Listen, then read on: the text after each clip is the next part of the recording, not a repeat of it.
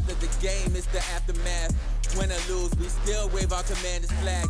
Riding with Wentz under center, making the pass. Jahan Dotson, young rookie, making a splash. That burgundy and gold, that's what we about. Jonathan Allen knocking QBs to the ground. We die hard and nobody can shut us down. Cause this is the greatest show in town. Let's go. Go, go, go, go. What's good, Washington Commanders? It is a good day to be a Washington Commander. Yes, it is. Without the midst of everything that's going on, we finally did it. After applying the free agent tag that was worth $18 million for Daron Payne, it didn't even take long, less than 2 weeks. Daron Payne and the Washington Commanders have reached a deal agreement. Breaking news all over the place. Yes. You know, our man Adam Scheffler always reporting everything. So the Washington Commanders has reached an agreement with Daron Payne, 4-year, $90 million with 60 guaranteed. Just ahead of free agency, that is actually this coming this week, because there's a lot of things that have been happening. Now, the Washington Commanders know that bringing back Daron Payne was essential for this team. Now, you hear a lot of teams out there that wanted Daron Payne, Chicago, Atlanta, and everything. Didn't know if Daron Payne wanted to stay here or not, because he was saying, hey, I want to be paid. I want to be paid. I want to be paid. But nevertheless, Ron Rivera stuck to his guns. He was very adamant about having Daron Payne back. Now, they didn't pick up Chase Young, 5th-year option, but that's not saying that Chase Young won't get signed in the future, because they still have Montez Sweat after the end of the season. And then next year they have Chase Young. So therefore, by not picking up his 5th-year option, they still have a chance to get a long-term deal with him if he balls out this year. If he balls out this year, then they'll probably pick up that 5th-year option, then work on an extension after the following season. Depends on how he plays from that point. But this is a good sign for Washington, because Washington, if you think about it, the Washington franchise has not been good at keeping their own players. We lost Kirk Cousins. We lost Brandon Sheriff. We lost Trent Williams.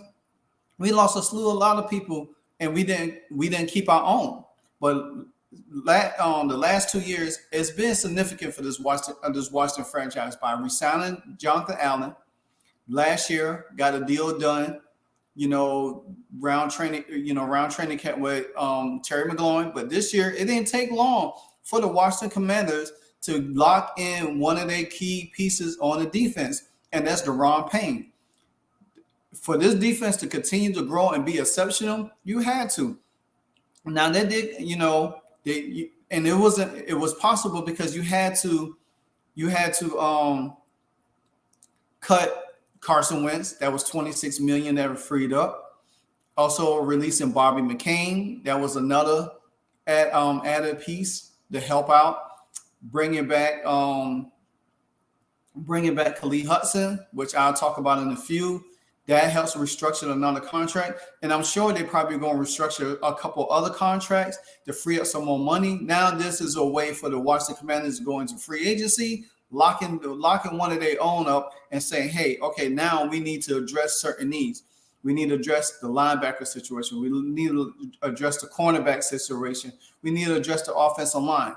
And with Orlando Pace out there, not Orlando Pace, but Orlando Brown out there from the Chiefs, now that's somebody you could look into and say, hey, okay, let's bring him in, sign him to a deal. Let's add that piece to our offensive line. And then when you go into the draft, you could just fill in the needs that you really want. Because if you go into free agency and you get an offensive lineman, then that makes it easier for when you go into the draft. Your first pick could be linebacker or cornerback. Then you can round out the rest of the rounds filling in. Now, there's some other things that they need to do, because I definitely will talk about it in another video, how this will all play out. But locking in Daron Payne, who had a massive year this year, was very, very, very important. Now, Daron Payne is 25 years old. He's still young. He got at least 5 more years, 6 more years in through that contract. He'll be 29 when his contract up. And surely if he's still playing at a high level, he'll probably get another payday. with that being said, but that would help with the development of guys like Ridgeway, for Daron Payne, who's coming off an injury. So you don't have to rush him back so fast. You still can plug in the guys that you already have on the team and add and allow for Daron Payne to actually work his way back slowly. And then now you can use him as a rotational player with Daron Payne, Jonathan Allen, and all them guys like that. You know what I'm saying? So that'll be a part of that depth second unit for the Washington Commanders. Very, very smart move for the Washington Commanders to bring him back. We all know Daron Payne, Jonathan Allen, they probably, to me, not saying it because of my team, but they probably, to me, are the best two defensive tackles that's in the game, of a pair of defensive tackles in the game. You're not going to get any gooder than them two. You know what I'm saying? And then this deal also marks that Daron Payne now is the highest paid defensive tackle outside of Aaron Donald this year. You know what I'm saying? So that's very significant. He become the highest paid defensive tackle this year. Now he set the bar for defensive tackles because there's going to be a lot of free agency that teams going to have to negotiate and say, well, he had this. You know what I'm saying? I wasn't surprised that he didn't get a 4-year, $100 million, you know what I'm saying, with 60 guaranteed. Because if you think about it, if you think about his deal, he got $90 million. 60 already is guaranteed up front. So therefore, that leaves what? Another 30? You divide that 30 million by 4 years.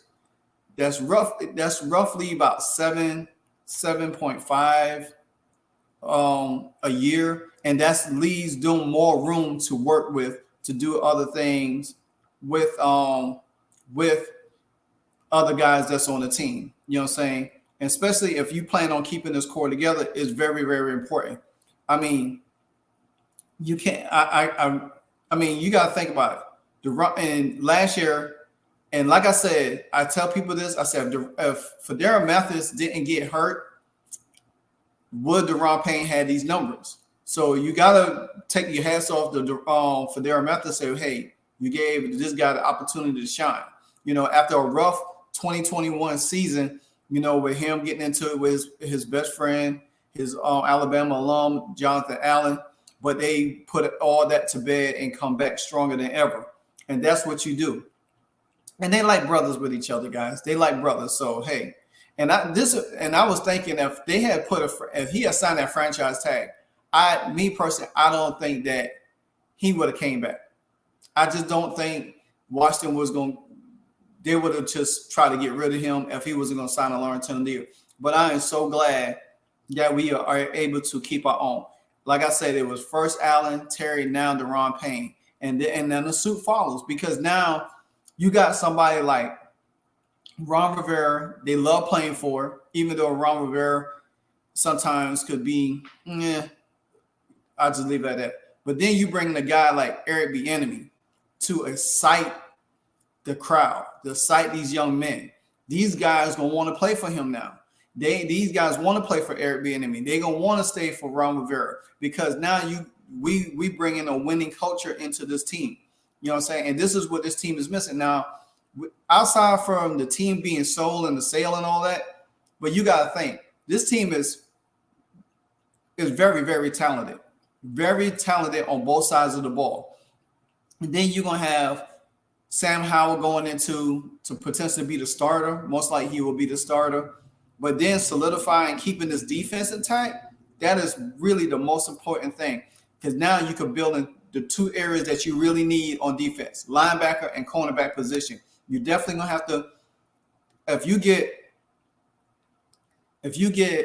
a cornerback in the draft, you can start him, move Fuller, restructure the contract, move Fuller to slot. Then you already have that with him and St. Jude's back there. You already got the safety position already taken care of with Curl and Forrest. So you don't have to worry about so much of that. Then you need to fill up the linebacker spot, because now you need somebody to pair up with Jamin Davis. Because if you do bring Cole Holcomb back, you probably have to restructure to bring him back. and still draft a linebacker to start. You really would need a starting linebacker or somebody to fill in the way that the Commanders play. The thing about the Commanders now, they are starting to provide depth in these positions, and this is what helped them last year when guys went down. They still had depth in their position, so they need more depth. But Payne had 11.5 sacks, almost 12, had 18 tackles for a loss. You know what I'm saying? He ties legendary Dave Butts. We all know who Dave Butts is. For the most by interior defensive lineman in Washington franchise history. 18 tackles for loss was number 5 in the NFL last year. Fellow defensive tackle Jonathan Allen recorded 16 last year. So that's awesome. They both had 16 and 18 tackles for loss. Now, with Payne and Allen under long-term deals, the Commanders are now focused their defensive ends. Now can focus on Montez Sweat and Chase Young. Like I said, now they can put their attention to these guys. Sweat will be playing under his 5th-year option this year, while Washington has until May 1st to decide to use the 5th-year option on Chase Young, which I believe they will pick up his 5th-year option because now they got Daron Payne out the way, and now they can focus on restructuring a lot of contracts to have enough money to bring some guys in, not overspend, but bring some guys in, and also to work out a deal. They could probably start working out, talk about a deal for Montez Sweat before, going into the next season. Then next year, you could work out the deal. If you get all 4 of these guys signed under contract and also work out a deal to get Cameron Curl back, you will have your defensive unit for the next 5 to 6 years intact, not even have to worry about it. And by that time, new ownership will be done take place. We'll have more money to spend and be able to afford to pay these guys. You know what I'm saying? And by that time, probably Airbnb be the head coach, Ron Rivera be up front, and they still could keep this going on. I think right now you're seeing a lot of great things, a lot of changes with the Washington Commanders right now. That's going to be very, very important to keep your eyes on for the next few months in the coming years. We are going to be one of the best teams in the NFC period, not just the NFC East, but the NFC period. And by saying that, I believe by keeping all of these guys together, eventually it's going to pray that, because guess what? There won't be no team out there that has a core that's going to be played together the longest than our core players on offense and defense. Now, with that being said, now we have to there's also like I said, also Washington went out and re-signed Khaleke Hudson, which Khaleke Hudson played on special teams. He had played 146 snaps on defense and 878 on special teams in his 41 career games.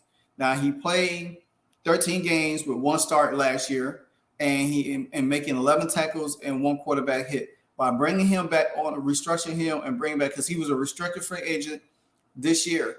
Also, Jeremy Reeves is a restricted free agent, so they probably could now bring Jeremy Reeves back, which I think Jeremy Reeves made the Pro Bowl for the Commanders this year. So I just like what the Commanders is doing right now. This is to me is very, very important that they do this. They really needed to bring these guys in. You know what I'm saying? They needed to bring them in, bring them back, make sure they do all the things that they need to do and work out a great deal. This is a great day for Washington Commanders, man. I'm telling you, this is probably the best news. We was all uncertain about Daron Payne right now, wondering what Daron Payne would be going, where Daron Payne would be doing. But now we got Daron Payne back under us. Now we can focus on a lot of different areas of this team. I think even though we got a tough schedule, I think we're gonna come out gangbusters this year. The defense is gonna be together. Chase Young gonna have something to prove. Montez Sweat gonna have something to prove. Daron Payne, all of them guys. Now, I don't know if they're going to bring F.A. Abada back. That's depth of the defense end that we really need. I would love us to bring him back. He has some good play when Chase was out, and we still need that depth of defense end also. So it's going to be great, man. Like I said, the Washington Commanders is finally starting to do the things that we need. We always said that they needed to do, is take care of our own people, not playing this game that we did years, back then when Bruce Allen was there, when we didn't want to pay. We could have still had Trent Williams on our team. We could have still had Brandon Sheriff on our team. If we had these guys on our team, or Eric Flowers or whatever the case would be, guess what? Guess what would have happened? Our team would have been so in place right now. We would have had our defense and offense would have matched each other. We probably would have been won a lot of playoff games, or probably would have went to the Super Bowl by now. Who knows? But anyway, I like what I see right now. Go Commanders fans. Keep doing what you're doing. Good job, Ron. Good job, Eric Bieniemy. Let's continue to bring these guys together. Let's continue to go get it. Let's go.